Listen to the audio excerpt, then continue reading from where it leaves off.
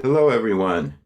Welcome to podcast number 1 of the Voice of Meaning channel. And my name is Neil Martin. My partner up above is Ulrich Semrau. And our goal is to highlight people who all over the world are doing meaningful projects and cool things. And our first guest is my daughter, Yael Hickok, and she is in a very special apple orchard in Anchorage, Alaska.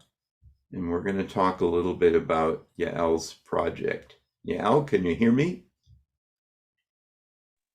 Oh, Yes, I can hear you great. Can you hear me? wonderful. Yes. Yael, would you share with us kind of your story about how you got involved and interested in horticultural projects? Take a couple minutes.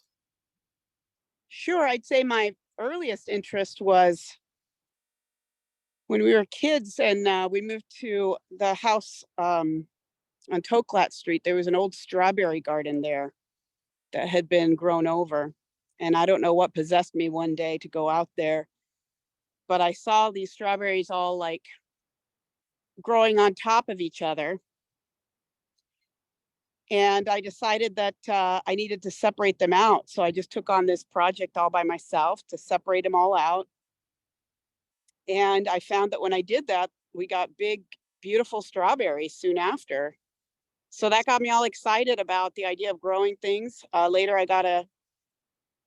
took a job in high school at a greenhouse. I wanted to do something different than just working at retail in the mall. So I went to a greenhouse and applied for a job there and got it. And from there on, I was always pursuing something that would bring me outside when I'm working. Yeah. Nice. So, what is your day job? I know it's not full-time apple orchard person. I have several day jobs, but I own a business for massage where we do massage at people's offices called Workplace Massage and Wellness. And I also have another job where my husband and I provide assisted living for people with disabilities within our home. Wow, we'll have other subjects to talk about in future podcasts. Sure. So, where are you now? And tell us about this project, please. So right now I'm inside Boyer's Orchard and greenhouse. There's also a greenhouse behind me there. It's a 1-acre property that used to belong to a gentleman named Bob Boyer. And as just a hobby, he started growing and experimenting with fruit trees in Alaska. Bob was originally from Pennsylvania and worked here for many years as a photographer and also with the military. But when he retired, he turned this, it was an empty lot. He just turned it into a hobby orchard and experimented with things that could grow in Alaska. Are they all fruit trees or are they any Yes. ornamentals? Yes. All fruit trees and fruit-bearing bushes and shrubs too. Wow. How many different trees are on this 1 acre? Well, there's about 60 trees inside the greenhouse. The greenhouse is a 2,500 square foot greenhouse. It only has trees in it. And outside the greenhouse, there's another 200 or so trees in the orchard area. Something like that. That's amazing. I Mhm. I lived in Alaska for 33 years and I always thought the only apples that would grow there are like crab apples. I guess that's not the case, is it?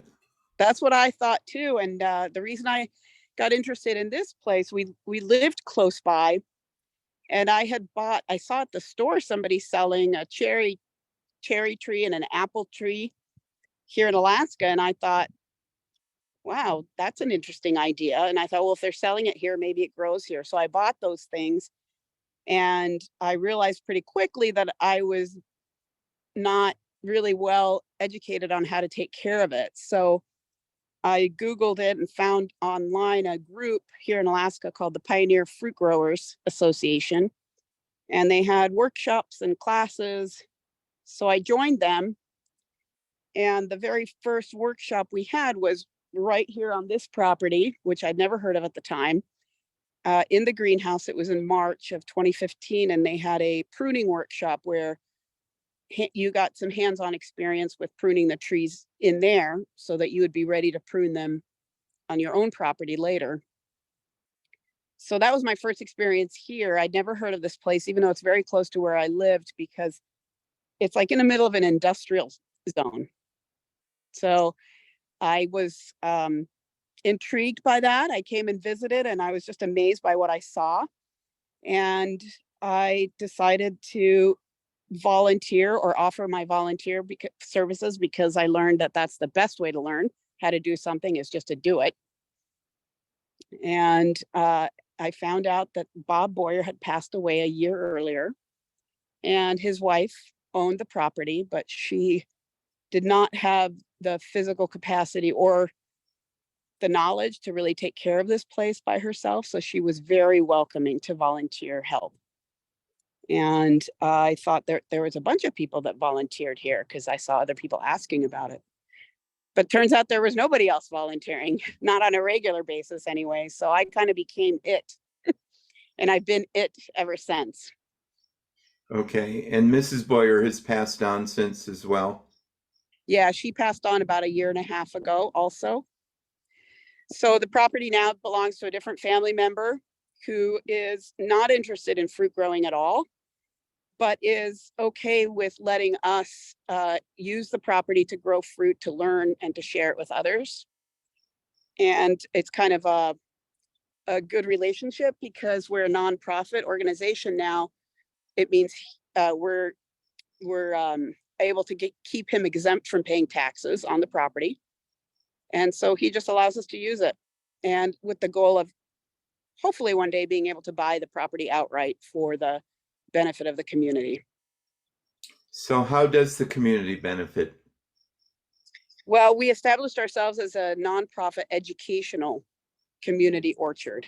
So the main purpose, because this is such a small location, but also right in the middle of the city, we found that it's not going to make money as a commercial orchard. We're never going to produce enough to pay for itself as a commercial orchard. But because Bob experimented with such unusual fruits for Alaska and was successful at it with some of them, we thought it'd be best to use this property as a way to help people learn how to grow trees, how to grow fruit trees, how to use them, how to use them in a way that was sustainable and not use pesticides or chemicals.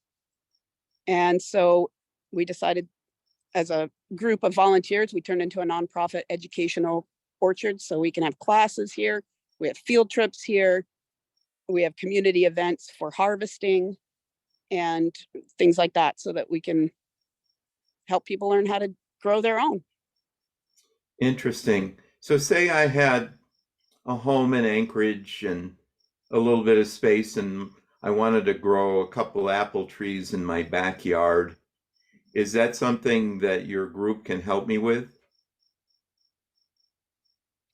Absolutely. Absolutely.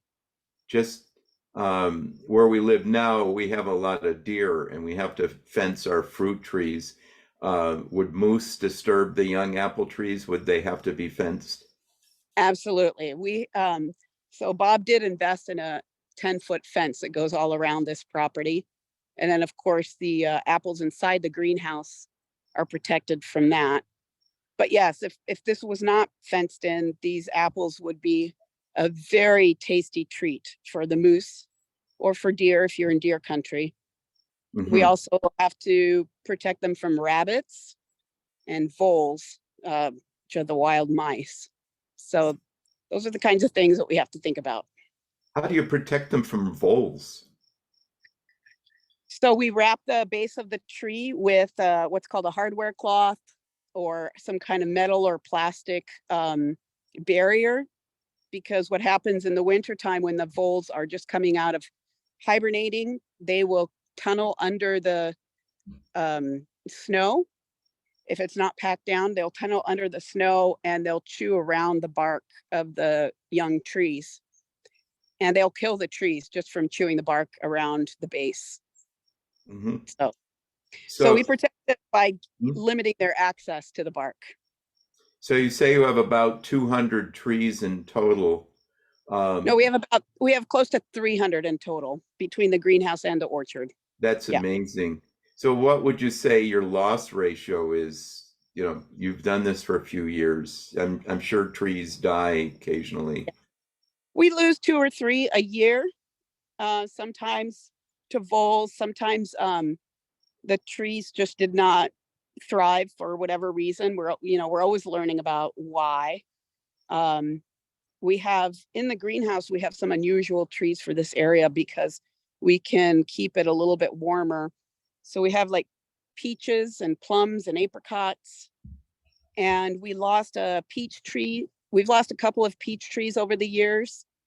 We think it's a soil issue, but we're still learning. So we still have some very healthy, happy peach trees also. Mhm. That's amazing. Mhm. Can you tell me a little bit of, you were talking about tree grafting, and at your event, which we'll talk about soon, you're going to have an expert tree grafter give a demonstration. Why would you want to graft them, and what's the advantage of it? Well, there's 2 times that you might graft a tree. The most common is baby apple trees, because to grow apple trees here, well, in a lot of places, most places, you have a root base of the tree that is usually going to be a Russian crab apple or some kind of cultivated rootstock that's meant to make dwarfing trees. So you have a root system, and then you also have a branch system that's we call the scion.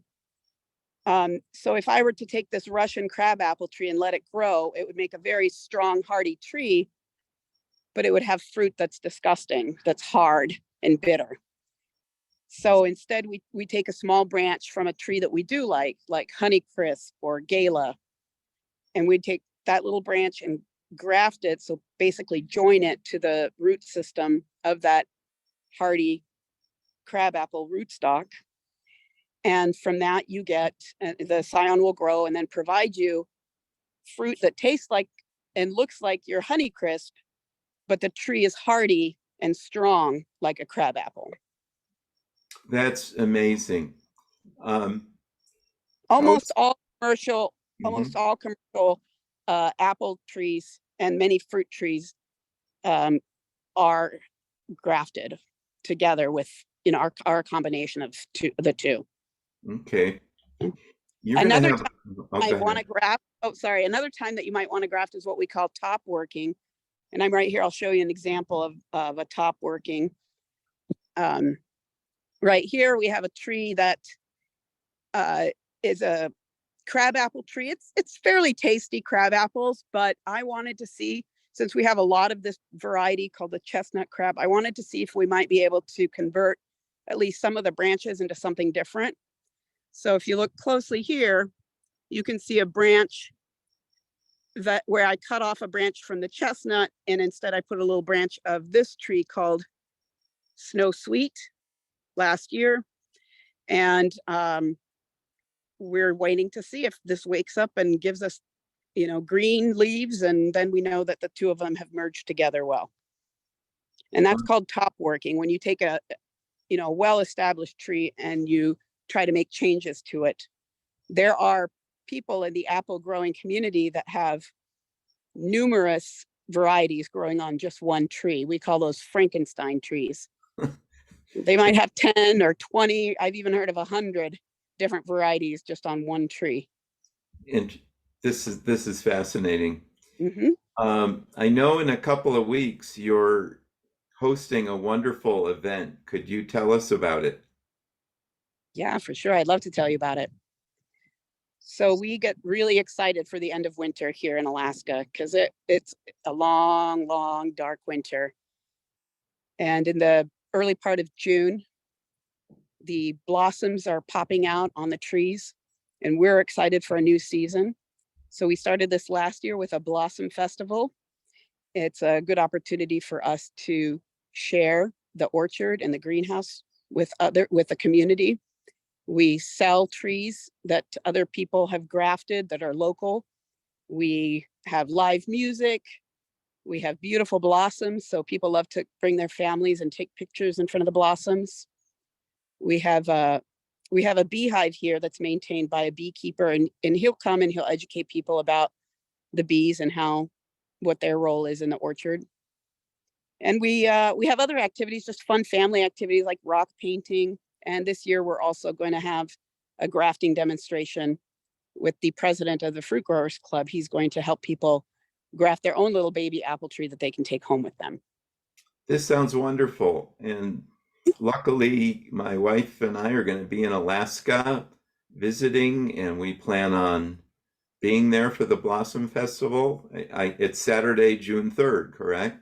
Yep, it's always on the first Saturday of June. And And what time does it start? it's 12 p.m. Alaska time, 12 to 4 p.m. And the grafting workshop part of it will start at 1, but everything else will start at 12. Wonderful. How does one sign up for it? You can go online on our website, alaskaorchard.org, and buy your ticket that way. We have a suggested donation of $10 each or $30 for a family. Or you can just show up at the door that day. Got it. And I understand if somebody wants to trade a couple hours of volunteer work for their admission, they'd be able to do that as well. Absolutely. We're very volunteer oriented. We're very community oriented. We understand that for some people, that amount of money might be a little steep, and we're always willing to find other ways to involve everybody so everyone can participate. I assume 300 trees take a lot of work because a little more than a month ago, Yael came down to visit us, and she expertly pruned our 3 fruit trees, which are now beautifully blossoming. Do you have to prune all 300 of those trees every year? Yes, we really do. They do much better if they're pruned. Some of them take more pruning than others. With some just cutting off a branch or two, but others it'll take a much longer time. So that's part of the work. And do your volunteers prune trees? Do you teach them how to do that? Our volunteers do that. We also have a program where people can sponsor a fruit tree. That was something we started last year. So families or work organizations will sponsor a tree, and that tree is for them to learn how to prune and how to thin out the fruit when the fruit comes out, how to amend the soil, how to harvest it correctly. They also record for us harvesting information, so we have data from one year to the next. But we use that opportunity to teach people how to prune, and often they won't just prune their own tree, they'll volunteer and prune other trees in the orchard also. That's great. And how many trees did you get adopted out last year? I think we had about 12 sponsored trees last year. Okay. And we've already got some people who have already spoken for that tree again, that want to come back and sponsor that same tree again, which is really nice for us to be able to measure the data over a continuous period of time. So we'll have a better idea of what trees really do best here in Alaska, what trees maybe are not as good of a choice. Do you think trees like attention? Oh, these trees like attention. I know that. Interesting. So Bob Boyer, he also had this theory that that trees and anything that grows does better if you have classical music playing. So he always had a radio with turned to the classical music channel. And I have done that also, just to keep that tradition. We have classical music playing inside the greenhouse during the growing season, which is something we enjoy. When I lived in Alaska, there was KLEF. Do they still broadcast? Yeah, that's the one we play. Wonderful. I'm really looking forward to coming. Let's repeat the website. It's alaskaorchard.org. Correct. Check it out. Um, Hopefully, I will be posting this video in the next day or two on YouTube and sending out invitations to watch it. I'm really excited about what you're doing, Yael. For sure, that meets the definition of doing something meaningful. Well, It's, thank you. yeah, it's creative, and you're sharing this with others. I think it's very wonderful. And last question, you're going to raise a little bit of money with the Blossom Festival and sponsoring trees. What do you do with that money? What does the nonprofit do? Do you take a salary at all? No, nobody takes a salary. All the money goes towards maintenance of the property, and whatever is left over from there goes towards future purchase of the property. So So you're we hope to start qualifying for some grants in the future to be able to purchase it outright. so if somebody wants to donate $500,000 to buy the property, how would I they say how would no. they how would they contact you? They can send me an email. And So what's the email? it's info@alaskaorchard.org. info@alaskaorchard.org. I see some beautiful mountains in the background. It looks like a very pretty lot. And It's a pretty lot in a very unusual place. We have a construction yard on one side. We have a storage area for motorhomes on another side. And then we have a landscaping company on this side, and then residential on, I mean, it's like just an odd place for an orchard. And everybody is surprised when they come here, but it's a wonderful little oasis in the middle of the city. I was thinking the same thing when I visited last year. Well, Mm-hmm. as your dad, I'm very proud of you and what you're Thanks. doing and accomplishing. And I strongly urge anybody in the area, come to Blossom Festival on the 3rd of June and enjoy this wonderful orchard and support it. And it what a worthwhile project. And learn about growing apples. I love eating apples. So Yeah.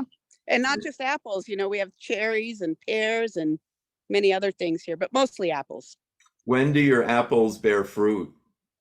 At the end of August, all the way through October. And do you sell them at all, or people can come and buy some? How's that Yeah, work? we usually have one or two sales. We're not open to the public on a regular basis because we don't have the manpower to staff this at all times. So we'll usually do a couple of sales on a Saturday, usually one in September and one in October. Wonderful. Mhm. I just remember, we planted a few apple trees 4 years ago, actually 5 years ago. And when the first tree had some fruit, to eat an apple off a tree that you planted, that was so delicious. And I'm sure the apples you eat from the orchard taste extra specially good. Oh, they are wonderful. And it's fun to do taste testing, and compare all the different kinds of flavor nuances and the different fruits at the end of the season. Okay. Well, thank you, Yael. Thank And you. thank all of you who tune into this on YouTube. And if you like the video, please hit subscribe. And my email is it's the voice of meaning at gmail.com. Feel free to send an email if you have any comments when you watch the video. This is, we're new at this. I know there are 5 million YouTube creators out there. We're the 5 millionth in one, but I think we have something meaningful to say. And if anyone would like to be interviewed, please contact us. Thank you again, Yael. Thank you, Ulrich, for joining us, and looking forward to Blossom Days. Thank Bye-bye. you. Bye. Yeah.